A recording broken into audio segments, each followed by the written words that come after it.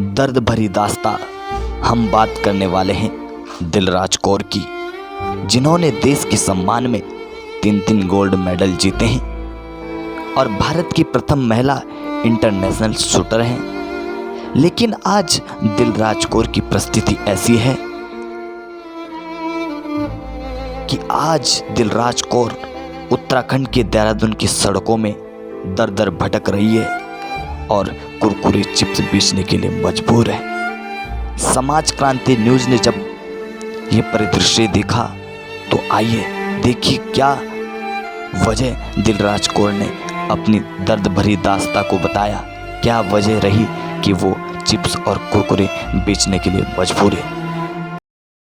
का प्रयास करते थोड़ा सा पहले मैं कैमरामैन को कहना चाहूँगा, दिखा दीजिए। देखिए आप दिलराज जो कौर हैं, जो इंटरनेशनल शूटर हैं, 3 गोल्ड मेडल जिन्होंने जीते हैं, आज देखिए आप ये कुरकुरे चिप्स आदि बेचने के लिए मजबूर हैं। लेकिन आज हालत आप देख सकते हैं, तो आपकी बेटी की ये हालत है, क्या संदेश, क्योंकि आपकी भावनाओं को हम समझ रहे हैं, सरकार को क्या संदेश आप देना चाहेंगे, क्या कहना चाहेंगे इसी सरकार को जो खिलाड़ियों के मनोबल बढ़ाने की बजाय मनोबल तोड़ रही है।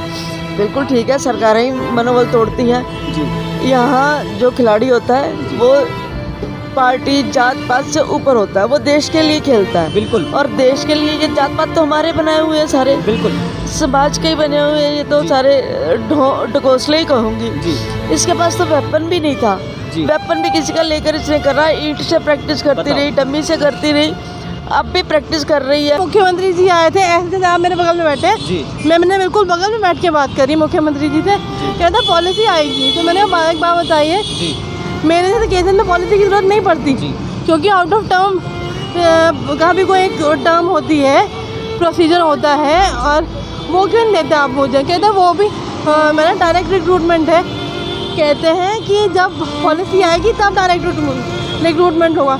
अब तो सरकार जाने वाली है, पॉलिसी कब आएगी, मेरे मरने के बाद। बिल्कुल।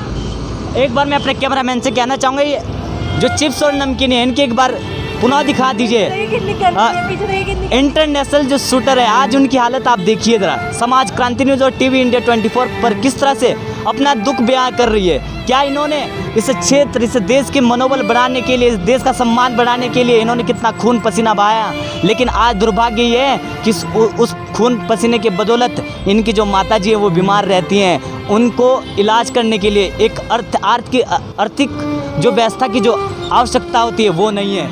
तो आप घर परिवार का जो खर्चा है वो कैसे चलाते, क्योंकि आपने तो खेल को ही अपना जरिया बनाया था, खेल से ही आप चाहते थे कुछ अच्छा मिले। नमस्कार दोस्तों, समाज क्रांति न्यूज़ और टीवी इंडिया 24 में आप सभी का बहुत बहुत स्वागत है। मैं अरविंद रावत और इस वक्त मैं मौजूद हूँ गांधी पार्क के पास, और यहाँ पर मेरे पीछे आप देख सकते हैं एक बहन है जो कि आप पीछे ज़रा बोर्ड दिखा दीजिए, प्रथम भारतीय महिला शूटर हैं जिन्होंने 3 गोल्ड मेडल्स और तमाम चीज़ें जीत करके भारत का गौरवमान बढ़ाया है। लेकिन आज दुर्भाग्य ऐसा है कि हमारी ये बहन इंटरनेशनल जो शूटर हैं वो रह होने के बावजूद भी आज ये बहन, ये दिखा दीजिए आप, कुरकुरे नमकीन चिप्स आदि बेचने के लिए मजबूर है।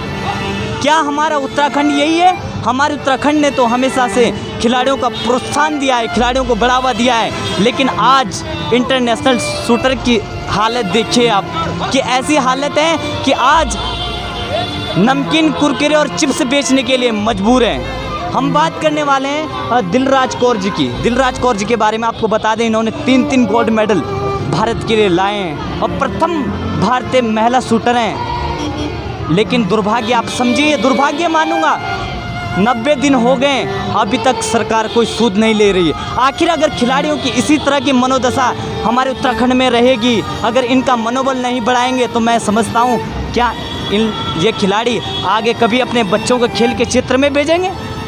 तो हमारे साथ थोड़ा सा बातचीत करने का प्रयास करते, थोड़ा सा पहले मैं कैमरामैन को कहना चाहूँगा, दिखा दीजिए। देखिए आप दिलराज जो कौर हैं, जो इंटरनेशनल शूटर हैं, 3 गोल्ड मेडल जिन्होंने जीते हैं, आज देखिए आप ये कुरकुरे चिप्स आदि बेचने के लिए मजबूर हैं। तो हम बातचीत करने का प्रयास करेंगे कि आखिर क्या वो वजह। दिलराज कौर जी, आपने देश का गौरवमान बढ़ाया, उत्तराखंड सरकार ने आपको सम्मानित किया है, लेकिन उसके पश्चात भी आपके साथ अभेदनीय व्यवहार क्यों किया जा रहा है। तो हम बातचीत करते हैं दिलराज कौर जी से। हाँ तो हमारे साथ दिलराज कौर जी मौजूद हैं, इनसे बातचीत करने का प्रयास करेंगे। सबसे पहले तो आपको बहुत बहुत स्वागत है समाज क्रांति न्यूज़ और टीवी इंडिया 24। जी धन्यवाद आपका, आपने यहाँ पे आए। बहन जी आपसे हम ये पूछना चाहेंगे कि आज आप इंटरनेशनल शूटर रह चुके हैं, विजय भी आपने 24 जो गोल्ड मेडल आप कह रहे हैं वो आपने विजय प्राप्त किया, अन्य भी बहुत सारी अपनी ख्यातियाँ देश के सम्मान को बढ़ाने के लिए बहुत सारे पदक आपने इस देश के लिए लाए। उसके पश्चात ही मैं देख रहा हूँ आप गांधी पार्क में इस समय ये चिप्स और नमकीन बेचने के लिए मजबूर हैं। आखिर क्यों? उत्तराखंड ने तो हमेशा खिलाड़ियों का मान बढ़ाया है, लेकिन आप जो चिप्स और नमकीनें बेच रहे हैं इसके लिए मजबूर क्यों हो? जी बेशक उत्तराखंड सरकार, उत्तराखंड ने खिलाड़ियों ने उत्तराखंड का मान बढ़ाया है, उत्तराखंड सरकार ने नहीं बढ़ाया। अगर उत्तराखंड सरकार ने सुनी होती, 20 साल हो गए आज अभी राज्य बने हुए। मेरी मम्मी खुद एक आंदोलनकारी है, उन लोगों ने कितना स्ट्रगल किया है, लाठी डंडे खाए हैं, जेल गए हैं, उसके बावजूद भी आज तक जो पॉलिसी स्टेट में लागू होनी चाहिए थी वो नहीं हुई। स्पेशली एक स्ट्रॉन्गर स्पोर्ट्स पॉलिसी की बात करें तो कहाँ पे और स्टेट में क्या होता है, मेडल जीत के आते हैं, नौकरी मिलती है। यहाँ पे पिछले 17 साल का करियर है मेरा, पिछले 12-15 साल से मेरी फाइल घूम रही है, बस घूम ही रही है वो जी। कभी किसी को विभाग में, कभी किसी विभाग में। अल्टीमेटली होता क्या है, उसमें दीमक लग जाती है, धूल भागती है और लोग फिर कहते हैं आप कागज नहीं बेचते। जो खेल के क्षेत्र में जो अब उत्तराखंड से मान बढ़ाना चाहते हैं, खेल के क्षेत्र में जाना चाहते हैं, लेकिन आपको देख करके जब ये हालत जैसी आपके कि आप कुरकुरे नमकीनें बेचने के लिए मजबूर है, तो आपको नहीं लगता कि आने वाले समय में जो पीढ़ी है वो खेल के क्षेत्र की ओर अपना रुझान नहीं बढ़ाएगी, क्योंकि ये हालत खिलाड़ियों की है? खेल के क्षेत्र में अगर देखा जाए तो नेशनल जो स्पोर्ट्स पॉलिसी है वो अच्छी है, बहुत अच्छा फंडिंग मिलता है स्पोर्ट्स को और खिलाड़ियों को बहुत अच्छा प्रोत्साहन मिलता है राष्ट्रीय स्तर पर। अगर आपने खेल में मतलब अपना करियर बनाना है तो और स्टेट्स में रुक कीजिए, हरियाणा की तरफ रुक कीजिए, राजस्थान जहाँ पे बहुत अच्छी फैसिलिटीज मिलती है। उत्तराखंड से मत खेलिए जी। आपका सीधा दुखी हो चुकी हूँ इसलिए बोलती हूँ, उत्तराखंड से मत खेलो जी, क्योंकि यहाँ पे क्या है ना, हम लोग जाते हैं, अपना पूरा टाइम देते हैं, खून लिटरली पसीना बहाते हैं, मेहनत करते हैं, फिर भी होता क्या है, एक क्वेश्चन मार्क। अरे खेला तो हमने उत्तराखंड के लिए है ना, और जो लोग नहीं खेल रहे उन्हें आप सम्मान दे रहे हो, उनके घर में जाके आप उनको पूछते हो, जो लोग खेलते हैं उनको आप धिक्कारते हो। तो सौतेलापन नहीं झेलना है तो प्लीज उत्तराखंड से मत खेलिएगा। आपने खेल की जगत में जो ये ख्यातियाँ प्राप्त की है, कौन से सन में आपने प्राप्त की और क्या क्या ख्यातियाँ आपने देश के लिए की है? जी मैंने शूटिंग शुरू की थी 2004 में जी। 2004 में मतलब शूटिंग शुरू करने के 15 दिन के अंदर ही मेरे को पहला गोल्ड मेडल है स्टेट लेवल का जी। अगले साल एक ब्रॉन्ज मेडल नॉर्थ जोन में नेशनल लेवल का पहला गोल्ड मेडल 1 साल की शूटिंग के अंदर ही मैंने ले लिया था, क्योंकि मुझे पता है कि मैंने कितनी मेहनत करी। जब मैंने शूटिंग शुरू की लड़कियां नहीं थी, क्योंकि पहली इंटरनेशनल मतलब पहली महिला हूँ तो लोगों को समझ आना चाहिए, मेरे से लड़कियां नहीं थी, मैं लड़कों के साथ कम्पीट करती थी, उनसे क्वालिफाई करती थी। 2005 हैदराबाद में मेरा पहला गोल्ड मेडल आया, तब तक लड़कों के साथ ही क्वालिफाई किया मैंने, फिर बाद में लड़कियाँ आनी स्टार्ट हुई। उसके बाद से 2014-15 तक 24 गोल्ड मेडल जीत चुकी हूँ मैं। फिर मेरे फादर बीमार रहने लग गए, नेशनल गोल्ड मेडल 24 है। उसके बाद फादर बीमार रहने लग गए, तो कई बार ये होता था कि पापा हॉस्पिटल में है और मैं शूटिंग के लिए जा रही हूँ, तो कहीं ना कहीं मेंटल साइकोलॉजिकली वो प्रेशर पड़ता था मेरे पे जी। फिर अब क्या है, उसके बाद मैंने बहुत सारे कोर्सेज किए हैं लाइट, क्योंकि मैंने जब शूटिंग शुरू की थी तो मेरे पास कोच भी था। अच्छा, जैसे मैं शूटिंग कर रही हूँ, मम्मी पीछे बैठी है, आप सब शूटिंग करते हैं, आपने आके मम्मी को बता दिया कि आपकी बेटी को बोलो ये टेक्निक फॉलो करे या ऐसे करे, तो वो टिप्स देते थे, टेक्निक बताते थे, उससे मैं उन चीज़ों को राइट डाउन करके डायरी में वो चीज़ें फॉलो करके मैंने 24 गोल्ड मेडल जीते। बताओ, तो सरकार को समझ नहीं आता कि कितनी मेहनत करी है मैंने। सरकार को लेकर के आप क्या संदेश देना चाहेंगे? खिलाड़ियों का सम्मान का विषय है, खिलाड़ियों ने वर्तमान में नीरज चोपड़ा जैसे बच्चे जो हैं, अगर उन्हें प्रोत्साहन न दिया जाए तो आगे कैसे उनकी तरह हमारे क्षेत्र से बच्चे निकलेंगे? मैं दुखी हो चुकी सरकार से, गुहार लगाते लगाते अब कोई गुहार नहीं लगानी मैंने, जो उन्होंने करना है करे। परिवार उन्होंने मेरी तो सुननी है ही नहीं। 90 दिन हो गए हमें यहाँ बैठे हुए। अब आप पीछे देखते कितना गंदगी है, गंदगी है, मच्छर है। मैंने ऑल आउट लगाया हुआ है, वो कोई लगाई है मच्छर मार वाली, मच्छर है, गंदगी है। बारिश में यहाँ तक पानी भर जाता है तीवर का। हम लोग कैसे बैठते हैं हमें पता है। तो फिर मेरे पे मत तरस खाइए, मेरी बुजुर्ग माता पे तरस खाइए, उनको बैक का प्रॉब्लम है, वो नहीं बैठ सकते ज़्यादा दिन, वो फिर भी हम लोग सारा दिन ऐसे बैठे रहते हैं। अभी तो फिर भी कुर्सियाँ हैं, पहले ये जो स्लैब नीचे पड़े हैं, पूरी गर्मी हमने ये स्लैब पे बैठ के गुजारी है। लेकिन सरकार ने कोई सूद आपके नहीं लिए। सुन ली होती तो 90 दिन होते। सरकार के कोई व्यक्ति आप तक पहुँचे यहाँ तक? मैं नहीं, खजानदार जी आए थे, मेयर साहब आए थे जी। मेयर साहब से जब मैंने बात करी कि मैं सर मेरी उपलब्धियाँ कम है एक नौकरी के लिए, तो वो कहते हैं उपलब्धियाँ ज़्यादा है, नौकरी छोटी है। अब क्या मैं उनकी बात का मतलब निकालूं? सामने मुख्यमंत्री जी आए थे, ऐसे साहब मेरे बगल में बैठे, मैंने बिल्कुल बगल में बैठ के बात करी मुख्यमंत्री जी से। कहते पॉलिसी आएगी, तो मैंने एक बात बताइए, मेरे जैसे केसेस में पॉलिसी की जरूरत नहीं पड़ती, क्योंकि आउट ऑफ टर्म का भी कोई एक टर्म होती है, प्रोसीजर होता है, और वो क्यों देते आप मुझे? कहते वो भी मेरा डायरेक्ट रिक्रूटमेंट है। कहते हैं कि जब पॉलिसी आएगी तब डायरेक्ट रिक्रूटमेंट होगा। अब तो सरकार जाने वाली है, पॉलिसी कब आएगी? मेरे मरने के बाद। बिल्कुल।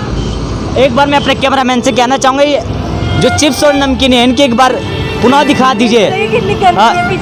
इंटरनेशनल जो शूटर है, आज उनकी हालत आप देखिए जरा। समाज क्रांति न्यूज़ और टीवी इंडिया 24 पर किस तरह से अपना दुख बयां कर रही है। क्या इन्होंने इस क्षेत्र, इस देश के मनोबल बढ़ाने के लिए, इस देश का सम्मान बढ़ाने के लिए इन्होंने कितना खून पसीना बहाया, लेकिन आज दुर्भाग्य ये है कि उस खून पसीने के बदौलत इनकी जो माता जी है वो बीमार रहती हैं, उनको इलाज करने के लिए एक आर्थिक जो व्यवस्था की जो आवश्यकता होती है वो नहीं है। तो आप घर परिवार का जो खर्चा वो कैसे चलाते? क्योंकि आपने तो खेल को ही अपना जरिया बनाया था, खेल से ही आप चाहते थे कुछ अच्छा मिले, लेकिन खेल ने तो आपको और नीचे डुबो दिया है, वो भी सरकार की वजह से। तो घर परिवार का खर्चा कैसे चलता है? जी, पिताजी सरकारी नौकरी में थे, उनकी पेंशन आती है, मम्मी आंदोलनकारी है, थोड़ा बहुत पैसा उनका आता है, रेंट के घर पे रहते हैं। अच्छा, रेंट पे रहते हैं इंटरनेशनल शूटर। हम तो देखते हैं कि वर्तमान में हम खिलाड़ियों के नाम सुन रहे हैं, 13 करोड़ रुपए मिले, 20 करोड़ रुपए मिले, लेकिन आप क्या वास्तविकता में रेंट में रहने के लिए मजबूर हैं? जी, आप आ जाइए, मम्मी का अकाउंट डिटेल चेक कीजिए, हर महीने रेंट कटता है हमारा। पुनः मैं सत्ता में बैठे हुए जितने भी लोग, आप सभी से आग्रह करना चाहूँगा, आज इंटरनेशनल जो शूटर हैं वो हम सब के लिए एक प्रेरणा बनी थी, जिन्होंने इतना सम्मान इस देश के लिए दिया, लेकिन आज क्या इनका यही सम्मान है? मैं पूछना चाहता हूँ सत्ता में बैठे हुए लोगों को, आप लोग इस गांधी पार्क, कैमरामैन से कहना चाहूँगा चारों तरफ का दृश्य दिखा दीजिए एक बार। ये मेरे सामने गांधी पार्क का दृश्य, यहाँ से तमाम बड़े से बड़े नेता यहाँ से गुजरते हैं, लेकिन मैं समझता हूँ कि वो अंधे के अंधे ही मैं अंधा ही मानूंगा, क्योंकि इस क्षेत्र में एक स्टार जिन्हें कहेंगे जो भारत के लिए, कि अपने लिए नहीं, कभी रहा जब हम पैदा हुए जग साम रोई, और ऐसी करनी कर चले, जिन्होंने ऐसी करनी की है कि पूरे देश का गौरव बढ़ाया। लेकिन आज जब उनकी हालत है, यहाँ से प्रतिदिन तमाम नेता, मैं समझता हूँ यहाँ से प्रतिदिन हजारों की तादाद में सत्ता में बैठे हुए जो नेता लोग हैं, सत्ता में बैठे हुए जो पदाधिकारी हैं, वो इस क्षेत्र से गुजरते होंगे, लेकिन क्या कभी उनकी नज़र दिलराज कौर पर नहीं पड़ी कि इन्हें किस चीज़ की आवश्यकता है? आखिर क्या वो आवश्यकता है कि जिससे ये अपना गुजारा कर सकें, अपना सम्मान पा सकें? क्योंकि इन्होंने देश के सम्मान के खातिर खून पसीना बहा है, लेकिन क्या इसका फलस्वरूप आज यही है? यहाँ से तमाम दिलराज कौर जी, आप, मैं समझ रहा हूँ आपकी भावनाओं का आप भावुक हो रहे हैं, क्योंकि हम भी स्वयं भावुक हो रहे हैं कि आज ऐसा दुर्भाग्य, हम खिलाड़ियों का नाम सुनते हैं, नीरज चोपड़ा,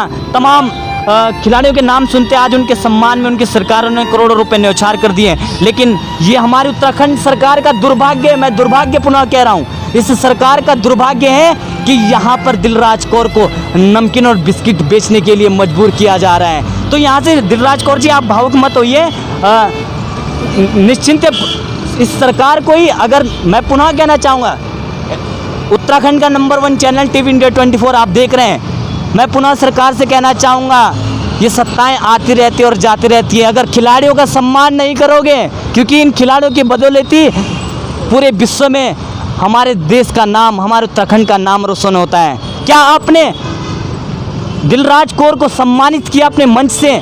क्या केवल इतना यही सम्मान आपका था कि आज ये लोग कुरकुरे और बिस्कुट बेचने के लिए मजबूर हैं? दिलराज कौर जी, हम आपकी भावनाओं को समझ रहे हैं। प्रतिदिन इस क्षेत्र से तमाम नेता गुजरते होंगे, तो कोई आपकी भावनाओं को समझने के लिए आता है, पूछता है कि क्या दिक्कत है?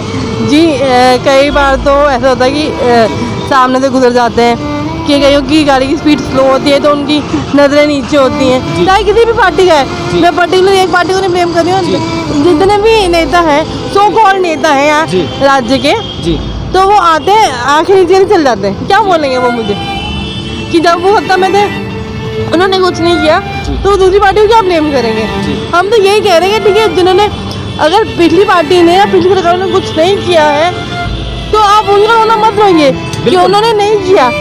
आप एक मिसाल कायम करके जाइए कि उन्होंने नहीं किया और हम इतिहास बना के जा रहे हैं। मैं तो यही उम्मीद लगा के बैठूँ कि ये सरकार इतिहास बनाएगी, जो पहले कभी नहीं हुआ वो आप करके जाओ। बिल्कुल, तो कुछ ना कुछ तो करेंगे ना, देखते क्या करते हैं। आपने बड़ी बात कही थी अभी कि यहाँ पर खजानदार जी, मेयर जी, मुख्यमंत्री तक यहाँ बैठे, तो क्या कहना उन्होंने, क्या कहा उन्होंने? केवल आश्वासन दे के गए या कुछ कार्य प्रगति पर भी है? ना पिछले 12-15 सालों से तो मैं कहूँगी आश्वासन ही मिल रहा है जी, एक और से। बिल्कुल। और हमारे साथ दिलराज कौर जो बहन जी हैं, इनकी माता जी मौजूद हैं। थोड़ा सा माता जी से बातचीत करने का प्रयास करते हैं। माता जी प्रणाम। आपकी बेटी एक इंटरनेशनल शूटर हैं, जिन्होंने हमारे देश का पूरे विश्व में गौरव बढ़ाया, लेकिन क्या आज यही हालत की आपकी बेटी चिप्स नमकीन बेचने के लिए मजबूर है? तो किससे आप सबसे बड़ा गुनाहगार? मैं समझता आप सरकार को मानते हैं, सरकार है। आपका जो दुख है वो हम समझ सकते हैं, कितने भावुक इनकी माता हो रही, क्योंकि एक माँ को, एक पिता को अपने बेटों को बनाने के लिए, मैं समझता हूँ जब इन्होंने इंटरनेशनल शूटिंग की तैयारी की तो उस समय कितनी मेहनत इनकी लगी हो, वो मैं भी समझ सकता हूँ। जिस तरह से हमारे दिलराज बहन जी हैं जो कौर हैं, इन्होंने हमें बताया कि मेरे पास इतनी आर्थिक स्थिति इतनी अच्छी नहीं थी कि मैं एक अच्छा कोच ले सकूँ। मेरी माँ ने मुझे एक कोच को लेकर, बिना कोच के ही सारा एक अनुभव, एक सहारा दे करके आज इंटरनेशनल शूटर बनाए। लेकिन आज हालत आप देख सकते हैं, तो आपकी बेटी की ये हालत है। क्या संदेश, क्योंकि आपकी भावनाओं को हम समझ रहे हैं, सरकार को क्या संदेश आप देना चाहेंगे, क्या कहना चाहेंगे इसी सरकार को जो खिलाड़ियों के मनोबल बढ़ाने की बजाय मनोबल तोड़ रही है? बिल्कुल ठीक है, सरकारें ही मनोबल तोड़ती हैं जी। यहाँ जो खिलाड़ी होता है वो पार्टी जात पात से ऊपर होता है, वो देश के लिए खेलता है। बिल्कुल। और देश के लिए ये जात पात तो हमारे बनाए हुए हैं सारे, बिल्कुल समाज के ही बने हुए हैं, ये तो सारे ढकोसले ही कहूँगी। इसके पास तो वेपन भी नहीं था, वेपन भी किसी का लेकर इसने कर रहा है। ईंट से प्रैक्टिस करती रही, डमी से करती रही, अब भी प्रैक्टिस कर रही है। क्या संदेश दूँ? मैं तो ये संदेश दूंगी, कहते बेटी पढ़ाओ, बेटी पढ़ाओ, बेटी बचाओ, फिर उसके बाद बेटी को यहाँ बिठाओ जी। इतनी एजुकेशन देने का क्या फायदा हमारा? तो इस मुख्यमंत्री जी से बस यही है कि आप एक इतिहास बनाएं, अपना नाम रोशन करें। आपका नाम है, अब भी आपको चंद दिन हुए और चंद दिनों में ये इलेक्शन होने, पता नहीं आप रहे या दूसरे मुख्यमंत्री हैं, पर आप इतना अपना वर्चस्व बना दें कि आपको आने वाली पीढ़ियाँ याद रखें कि आपने एक ऐसा नेक काम किया। सत्ता में रह के तो नेक काम कर देना चाहिए ना। कुर्सी आज है कल नहीं है, पर नाम तो हमेशा याद रहेगा ना। बिल्कुल। जो सरकारें नहीं करके गई वो उनको कोस ही रहे हैं। हम कोसने की बात कहूँगी, कोस रहे हैं, क्यों नहीं करके गई, क्यों, क्या कमियाँ रहेगी? इस सरकार के कुछ नुमाइंदे हैं, वो हमारे पास पहले आते थे, दिलराज उनके पास जाते, कहते थे जब हमारी सरकार आएगी तो हम नौकरी देंगे। अब 5 साल होने वाले हैं, तुम्हारा इतनी भी औकात नहीं है कि तुम सरकार को कह दो कि हमारी एक बच्ची है जो हमारे स्टेट से खेल रही है, हम उसके कोच तो नहीं कहूँगी, कोच तो वो है ही नहीं है। बिल्कुल। जो भी है, मतलब उनकी रेल से खेलती है तो उनको चाहिए नहीं कह देना नारायण सिंह राणा जी को कि इसको नौकरी दो। बिल्कुल। जब वो भी मंत्री थे, राज्य मंत्री रहे हैं, अब क्यों नहीं करवा रहे? ऐसा भी क्या है कि उनका इतना भी नहीं चलता कि जो एक बच्चा बिल्कुल सक्षम है, जिसको मिलनी चाहिए, बिल्कुल डिजर्व करती है, क्यों नहीं दिलवा रहे नौकरी? क्या बात है, क्या कमी है? ये क्वेश्चन बहुत मार्क बहुत बड़ा मेरे। सबसे बड़ी वजह जो दिलराज कौर की माँ कह रही है, आखिर क्या वो वजह रही, क्यों नहीं इन्हें नौकरी दे सकते? आप तमाम उत्तराखंड में अगर आप देखें, तमाम नेता जो लोग हैं वो अपने बच्चों को, अपने संगे साथियों को नौकरी में लगा देते हैं, लेकिन इनसे पूछा जाता है, जब ये पूछते हैं कि हमारी बेटी को नौकरी क्यों नहीं, तो सरकार कहती है कि अभी कोई पॉलिसी नहीं है। ये दुर्भाग्य समझूंगा मैं इस सरकार का कि अगर आज ऐसे खिलाड़ियों को जो प्रथम भारतीय महिला इंटरनेशनल शूटर हैं, अगर इन्हें आज इनका मनोबल ना बढ़ाया गया तो मैं समझता हूँ आने वाले समय में उत्तराखंड में खिलाड़ी खेलने से पहले 10 बार सोचेंगे। तो अंतिम में आप क्या संदेश, आपका पुनः मैं कहना चाहूँगा संदेश यही है कि अगर जी। सरकार नहीं सुन रही मेरी, जी 100 दिन हो गए हैं जी मैं तो यहाँ भूख हड़ताल पर 24 आवर्स बैठूंगी जी। 24 घंटे बैठ जाऊंगी। मरे जिए हमारे पीछे रोने वाला कोई नहीं है। एक मिसाल, वो मिसाल नहीं कायम कर रहे हैं, हम मिसाल कायम करेंगे कि माँ बेटियाँ भूख हड़ताल में मर गई। पीछे से तुम मोमबत्तियाँ जलाओ, कुछ भी करो, अब यही है, अभी अंतिम निर्णय यही है ना। अब 100 दिन हो जाएंगे, कब तक ये होगा? सरकार क्यों नहीं सुन रही? अनपढ़ है, गंवार है सरकारें जो सुन नहीं रही, उनको क्यों नहीं समझ आ रही? पर यही है मेरा, तो मैं आपके चैनल से माध्यम से कह रही हूँ, मैं तो भूख हड़ताल पर 24 घंटे बैठूंगी, चाहे हम मरे चाहे जिए, कुछ भी हो। तो परिवार का लालन पोषण, अभी मैंने पता करा कि हमारी जो बहन है दिलराज कौर, इनके ऊपर ही आपका लालन पोषण निर्भर था। हाँ, क्या करें, है ही नहीं कोई कमाने वाला घर पे। जी अब हम 2 ही माँ बेटियाँ हैं, जैसे भी करेंगे। थोड़ी बहुत मैं सिलाई सिलाई कर लेती थी, अब वो भी नहीं हो रही। अब जब ऑटो पे आना है तो थोड़ा बहुत तो खर्चा मुझे खुद वहन करना ही पड़ेगा ना। अब नहीं तबीयत तो भी आपको देख लो कैसी, मेरी भी तबीयत कैसी है, कैसे आएंगे? तो इनको ये नहीं है, इंसानियत सबकी मर चुकी है, सबकी आंख में पानी नहीं है कि उनको समझ नहीं आ रहा। आप नॉर्मल बंदे को यहाँ 8 घंटे बिठा के दिखाओ, मैं फिर समझूंगी। तो अभी हमने दिलराज कौर की जो माता जी, पुनः मैं दिखाना चाहूँगा, अपने कैमरामैन से कहना चाहूँगा एक बार दिखा दीजिए। ये हमारे जो इंटरनेशनल शूटर हमारी बहन दिलराज कौर है, इनकी हालत देखिए आप। ये नमकीन जो बिस्किट है इन्हें बेचने के लिए मजबूर है, आप देखिए। फिर क्या करें? इन्होंने तो बड़ी उम्मीदें रखी थी कि मैं देश का मान के साथ साथ, जब मैं देश का मान बढ़ाऊंगी तो इसके साथ साथ उत्तराखंड की जो सरकार वो मेरा मान बढ़ाएगी। लेकिन उत्तराखंड की सरकार ने इन बहन का क्या मान बढ़ाया? ये मान बढ़ाया, आप देखिए। मान ये बढ़ाया कि आज ये बहन कुरकुरे, चिप्स, नमकीन, बिस्किट बेचने के लिए मजबूर है। कैसे? एक माँ और बेटी, माँ की भी तबीयत खराब है और इंटरनेशनल शूटर जो चैंपियन, जिन्होंने 3 गोल्ड मेडल जीते हैं, सिल्वर मेडल जीते हैं, तमाम सम्मान इन्होंने प्राप्त किया है।